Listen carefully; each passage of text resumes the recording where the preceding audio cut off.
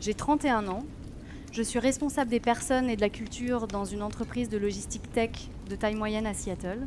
Le monde de l'entreprise est un ancien marécage d'ego et d'escalade hiérarchique.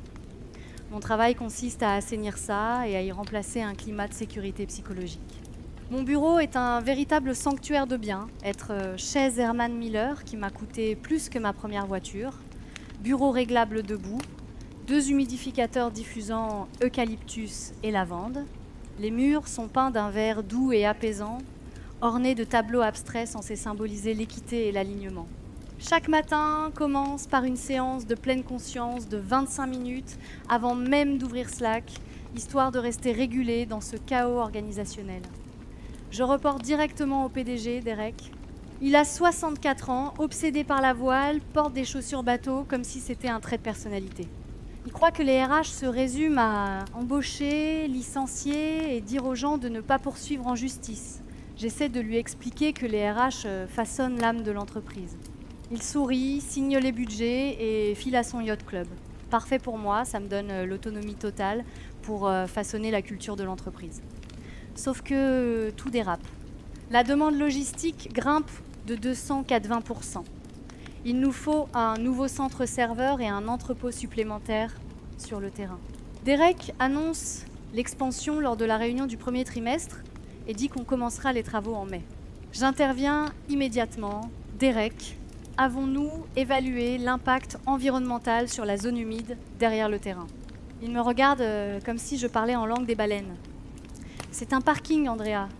Il n'y a pas de zone humide. Il y a de l'eau stagnante après la pluie pendant des semaines, un micro-habitat potentiel. Il balaie ma remarque d'un geste classique. Le contrat est attribué à Titan Ridge Construction. Rien que le nom hurle l'autorité. Je demande leurs statistiques sur la diversité et l'inclusion. Derek rit. Ils coulent le béton. Peu m'importe qui ils sont tant que le bâtiment tient. Gros drapeau rouge, mais je choisis mes batailles. Je me dis que je vais juste garder un œil pour protéger notre culture interne. Mai arrive et c'est la semaine du premier coup de pioche. J'attends quelque chose de professionnel. Artisan moderne avec tablette, gilet haute visibilité, peut être même des exosquelettes. Ce que je trouve ressemble à une occupation. Lundi, 6h45. Je viens tôt pour écrire dans mon journal et définir mes intentions. Le terrain est déjà rempli de camions. Des Ford F-Series surélevés, de la boue partout, des autocollants de pare-choc que je refuse de lire pour ma tension artérielle. Le bruit commence immédiatement. Moteur, diesel, klaxon, cris, musique métal qui sort d'une radio carbonisée. J'observe depuis ma fenêtre au 2e étage. C'est comme regarder une troupe de gorilles établir leur domination. Partout des hommes, avec casque, gilet fluorescent et ceinture à outils, qui occupent l'espace non seulement physiquement, mais énergétiquement. Ils marchent comme s'ils possédaient l'air, épaules larges, menton haut. Aucun awareness de l'effet émotionnel qu'ils imposent. Le contremaître, Logan, ressemble à une sculpture laissée au soleil 50 ans. Bras comme des mollets, criant désordre. Je mets à jour mon tableau de suivi des risques culturels. Modèle de leadership autoritaire, impact sur le personnel junior. La première semaine est brutale. Le bruit ne cesse jamais. J'achète des casques anti-bruit pour toute l'équipe de développement, classés comme support bien, être. Mais le vrai problème n'est pas le son, c'est leur regard. Pour aller à ma voiture, je dois passer devant le chantier. Personne ne parle, aucun sifflement, aucun commentaire. Mais je sens ce regard silencieux d'évaluation, comme si j'étais un animal étrange aux eaux. L'agression micro, implicite, la plus profonde. Mardi, lors de la réunion générale, je le mentionne. Tout le monde fait semblant que c'est normal. Je laisse ma voix trembler un peu pour souligner la gravité. Ma porte est ouverte si quelqu'un se sent en danger, observé ou minimisé par l'équipe externe. L'équipe d'ingénierie, surtout des hommes, fixe ses chaussures. Zoé, ma jeune assistante Gen Z, hoche la tête et me chuchote. C'est littéralement effrayant. Je réponds « Je sais, on tient l'espace ». Puis commence le déjeuner et là, ça bascule.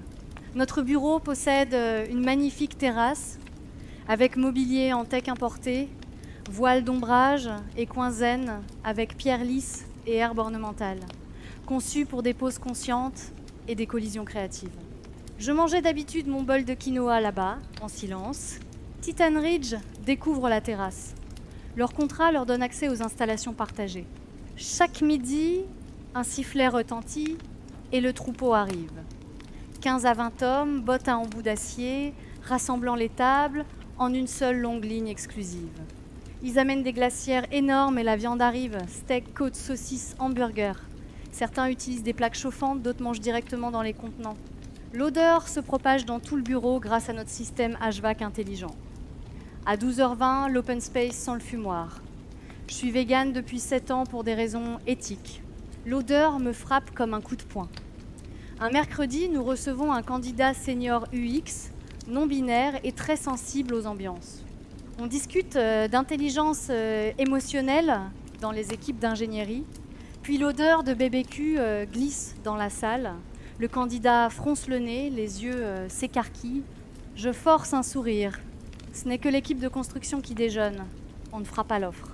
Je sais pourquoi, ce n'est pas le salaire, ni le fit culturel, ce sont les prestataires et leur fumée carnivore. Je décide d'observer le déjeuner à distance.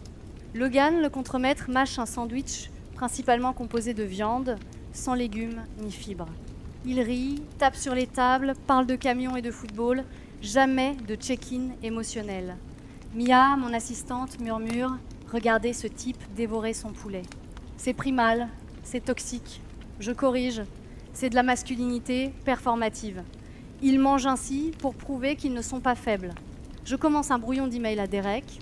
Ligne d'objet, préoccupation sur l'usage des espaces partagés et l'inclusivité sensorielle. J'explique que les odeurs perturbent la productivité et causent du stress chez les employés neurodivergents. Il répond 4 heures plus tard qu'il nettoie après eux. Je décide d'interpréter ça largement, nettoyer l'atmosphère. Je descends sur la terrasse à 12h12 en blasé structuré. Le bruit, les rires, les mâchouillements me frappent. Je me tiens au bord de la terrasse et tous se tournent vers moi. Logan se fige, essuie sa bouche et se lève. Je flanche physiquement face au langage genré. Bonjour, je suis Rachel, directrice des personnes et de la culture. Il hoche la tête. Logan, Foreman. Je souris, faux mais chaleureux.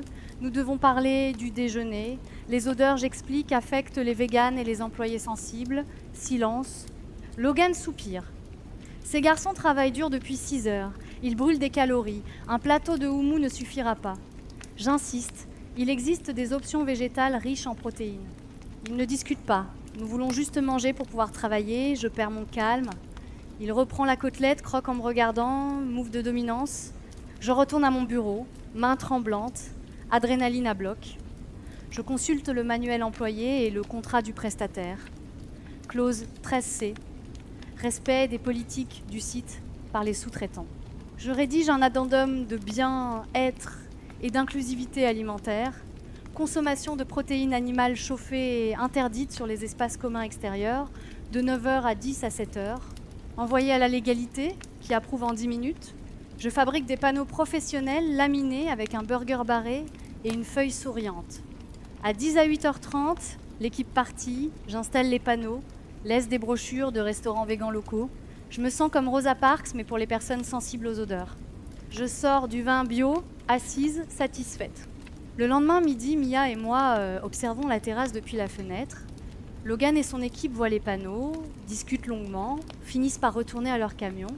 Le patio reste silencieux, intact. Nous y mangeons nos salades, l'air rempli de jasmin et de victoire. Je poste un selfie sur LinkedIn. Leadership signifie prendre des décisions difficiles pour protéger la culture. Inclusion, culture work.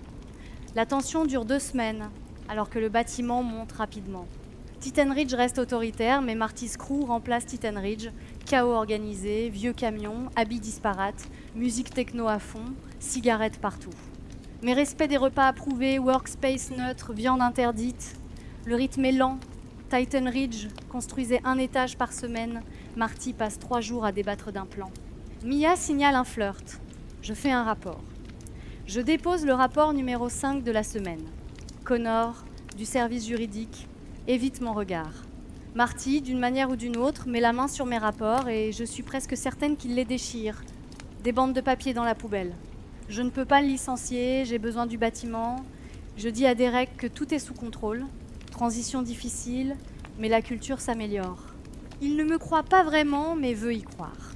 3 semaines plus tard, catastrophe.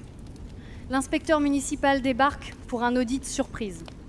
Glenn, clipboard, gilet haute visibilité, expression de haine envers toute joie. Je lui souris corporativement. Bienvenue sur notre campus, Glenn. Il ne sourit pas. Où est le permis pour l'électricité ? Mon estomac se retourne. Marty là. Je fais semblant d'être confiante. On va le chercher. Marty dort dans la cabine de son camion, bouche ouverte, casquette en arrière, 11 heures. Je frappe à la vitre jusqu'à ce qu'il se réveille, humilié. Glenn inspecte le chantier, fronçant les sourcils, prend des notes et des photos. Arrivé aux piliers principaux du serveur, sort un mètre, mesure, secoue la tête et s'adresse à moi. Qui a coulé ce béton ? L'équipe de Marty, je réponds, bouche sèche. Mauvais grade, mauvais espacement des armatures de 5 pouces. C'est dangereux. Si vous mettez des serveurs ici, risque d'effondrement. Je vacille un instant, comme si le sol avait déjà lâché. Peut-on renforcer ? Je demande. Voix fine. Non, dit Glenn. Vous devez tout démolir et recommencer. Il colle un autocollant rouge sur le portail. Stop travaux. Amende. 12 000 $ par jour minimum jusqu'à la remise en état. Marty démarre son camion. Où allez-vous ? Je crie. Plus professionnel à ce stade. Pas mon problème, dit-il. Plan pourri. Poursuivez-moi si vous voulez. Il part, me laissant dans la poussière et la honte avec Glenn. Mon téléphone sonne. Derek. Voix glaciale. Je traverse le bâtiment comme en marche funèbre. Tous évitent mon regard, même les plantes semblent déçues. Derek regarde l'autocollant rouge. Violet de colère. L'inspecteur annonce qu'1 mois de travail doit être démoli. Derek crie « Marty m'a menti !» Il disait être certifié. Je me défends. Titan Ridge était certifié et en avance sur le planning. Derek rit. Pas drôle. Le genre de rire avant de ruiner une journée. Toxique ? Ils ont juste mangé, crachote-t-il, tout en lançant une agrafeuse contre le mur. Appelez-les, dit-il. Je ne peux pas, je bafouille. Logan me déteste. Peu m'importe. Offrez leur double, le patio, un chef personnel. Juste ramenez-les. Je retourne à mon bureau, main tremblante, à peine capable de taper. Je compose le numéro de Logan. Après 4 sonneries, une voix calme répond « Bonjour Rachel ». Je me précipite. « Logan, nous voulons vous reprendre. On est sur le chantier de la nouvelle bibliothèque du comté. On ne rompt pas les contrats, dit-il, calmement mais ferme. Je tente encore. Patio à disposition, apport libre, nouveau grill. Je propose même de servir les côtes moi-même. Ma fibre végane hurle en moi. Logan savoure la proposition un instant. Désolée Rachel, mon équipe est bien ici. On a un bel espace de pause, personne ne nous regarde de haut. On correspond mieux ici. Clic. 10 minutes plus tard, Derek me licencie. Sans détour. La sécurité m'accompagne comme si j'étais une menace. Mia ne croise pas mon regard, déjà sur son téléphone, à Twitter sur le leadership toxique. Je récupère mes succulentes dans un carton, comme un petit bouquet funéraire, monte dans ma voiture électrique, une Polestar argentée qui me paraît soudain ridicule. Je regarde le chantier inachevé, moitié cadre en acier, autocollant rouge, ruine d'un monument à ma compétence. Je rentre chez moi en silence, sans radio ni méditation, juste ce vide absolu. 3 mois plus tard, toujours au chômage, vivant sur mes économies, vendant mes blazers de créateur comme un rituel humiliant sur 2 pots, je passe devant mon ancien bureau par curiosité et vois la grue bouger. Le chantier reprend. Titan Ridge est de retour. Derek semble les avoir attendus ou payés triple. Midi. Je me gare discrètement dans un fast-food en face pour observer. Patio plein, Logan présent, Derek aussi, casquette de sécurité et riant comme si je n'avais jamais existé. Au milieu du jardin zen, un énorme fumoir noir crache une épaisse fumée bleue. La fenêtre entr'ouverte laisse passer l'odeur graisse de porc au sucre de hickory. Mon estomac grogne. Je vois Derek croquer une côtelette, graisse sur le menton, heureux comme jamais. Le bâtiment est presque terminé, l'entreprise n'a pas coulé, les vibes n'ont pas disparu, la culture n'a pas implosé. Moi si, je fixe le menu du Burger King. Je n'ai pas mangé de viande depuis 7 ans. Ma bouche salive quand même. Je commande un double cheeseburger bacon, extra steak. Je mange dans ma voiture, en pleurant comme une idiote. La graisse coule sur ma chemise. Je finis tout, essuie mon visage avec une serviette devenue transparente. Je démarre et pars sans me retourner.